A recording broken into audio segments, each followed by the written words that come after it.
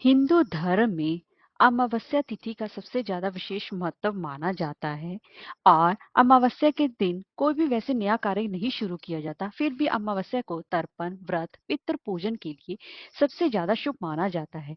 इस दिन लोग भगवान विष्णु जी की पूजा अर्चना करना सबसे ज्यादा सर्वश्रेष्ठ माना जाता है, क्योंकि अमावस्या तिथि की स्वामी पितर देव होते हैं। तो इस तिथि में देवी देवताओं का पूजन, स्नान दान और पितरों के निमित्त तर्पण और श्राद्ध कर्म करना सबसे ज्यादा शुभ माना जाता है। दोस्तों, मार्गशीर्ष मास का महीना चल रहा है और मार्गशीर्ष मास के महीने की कृष्ण पक्ष की अमावस्या तिथि का सबसे ज्यादा महत्व माना जाता है।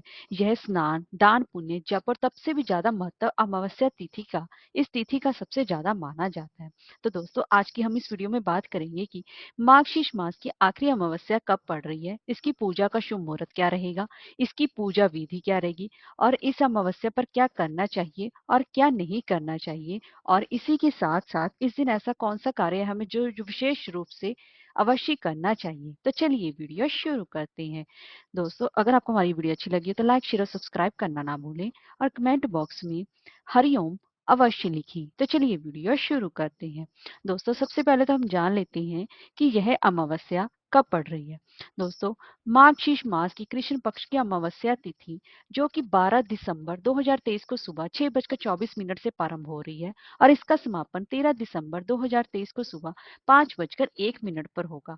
तो ऐसे में उदय तिथि के हिसाब से मार्गशीर्ष मास की अमावस्या मंगलवार को पड़ रही है, जिसे कि हम भौमवती अमावस्या के नाम से जानते हैं। और भौमवती अमावस्या पर, यानी कि इस दिन भगवान शिव की पूजा करने के साथ साथ हनुमान जी की पूजा अर्चना करना भी सबसे ज्यादा सर्वश्रेष्ठ माना जाता है। अब हम जान लेते हैं कि इस मार्गशीर्ष अमावस्या पर स्नान का सबसे ज्यादा महत्व माना जाता है।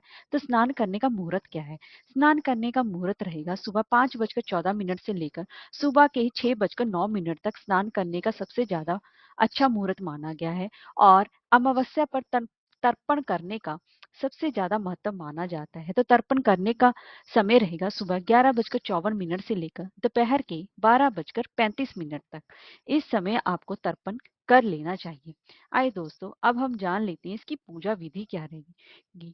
दोस्तों, इस अगहन की अमावस्या, यानी कि मार्गशीर्ष की अमावस्या का सबसे ज्यादा महत्व माना जाता है, क्योंकि इस दिन अपने पितरों के निमित्त पूजा पाठ और तर्पण करने से पितरों की शांति मिलती है। अगर आपकी कुंडली में पितर दोष भी है तो इससे भी आपको मुक्ति मिलती है। इसको हम श्राद्धादि अमावस्या के नाम से भी जाना जाता है। इस दिन पीपल की पूजा करने से भी पितर देवता प्रसन्न होते हैं। तो इस दिन आपको सुबह सबसे पहले ब्रह्म मुहूर्त में जल्दी उठना चाहिए। अगर इतनी जल्दी नहीं उठ सकते तो कम से कम सूर्योदय से पहले आपको उठ जाना चाहिए और उसके बाद अपने दैनिक कार्यों से निवृत्त होकर आपको गंगा जल मिले पानी से स्नान करना चाहिए। नहीं तो अगर आप किसी तीर्थ पर हैं तो किसी तीर्थ पर गंगा नदी में स्नान करना चाहिए, तो जो सबसे ज्यादा उत्तम माना जाता है। और इसके बाद साफ सुथरे कपड़े पहनकर सबसे पहले आपको सूर्य नारायण को जल देना चाहिए, क्योंकि सुबह सूर्य नारायण की पूजा अर्चना करना सबसे ज्यादा सर्वश्रेष्ठ माना जाता है। इसीलिए आपको सूर्य नारायण को जल देना चाहिए। और उसके बाद आपको इस दिन भगवान विष्णु जी की विशेष रूप से पूजा अर्चना करनी चाहिए। अपने पूजा घर में आकर आप भगवान विष्णु जी का पंचामृत से अभिषेक करें। उनको पीले फूल, पीले रंग की मिठाई का भोग लगाना ना भूलें और उनके विशेष रूप से पूजा अर्चना करें।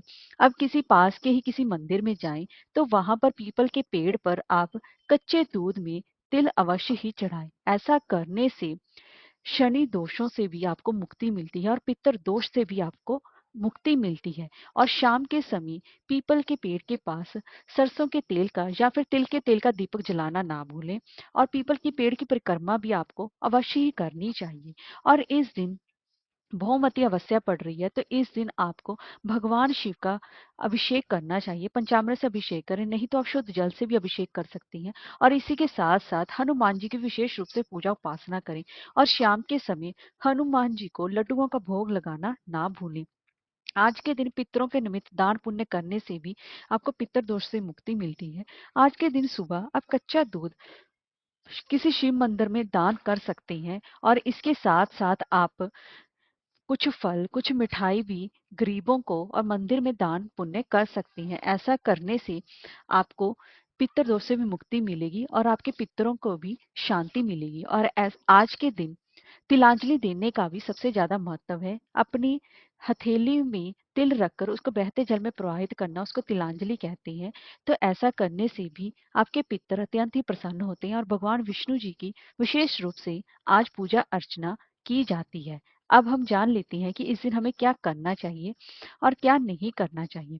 आज के दिन आप अपने पूर्वजों को कुछ भेंट करने के लिए, उनकी आत्मा को शांति के लिए इस दिन सबसे ज़्यादा दान पुण्य करना चाहिए, तर्पण करना चाहिए। और इस दिन मंत्र जाप, सिद्धि, दान और तीर्थ स्नान करने से उससे कई गुना ज़्यादा फल की प्राप्ति होती है। और आज के दिन किसी ब्राह्मणों को दान दक्षिणा अवश्य देना चाहिए। ऐसा करने से कि पितरों की परलौकिक यात्रा सुगम हो जाती है और उनकी आत्मा को शांति भी मिलती है। आज के दिन हमें क्या नहीं करना चाहिए?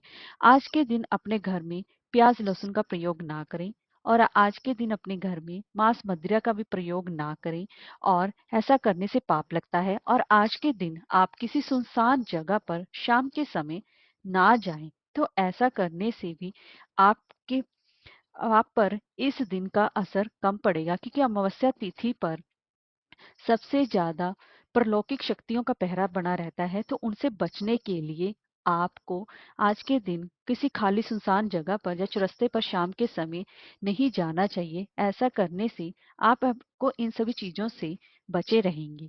और आज के दिन अपने घर में आपको लड़ाई झगड़ा नहीं करना चाहिए और अपने घर में सुख शांति बनाकर रखनी चाहिए। और आज के दिन ही अपने घर के साफ सफाई आप अवश्य ही करें। ऐसा करने से आपके घर में जितनी भी नकारात्मक ऊर्जा है वह घर से निकल जाएगी।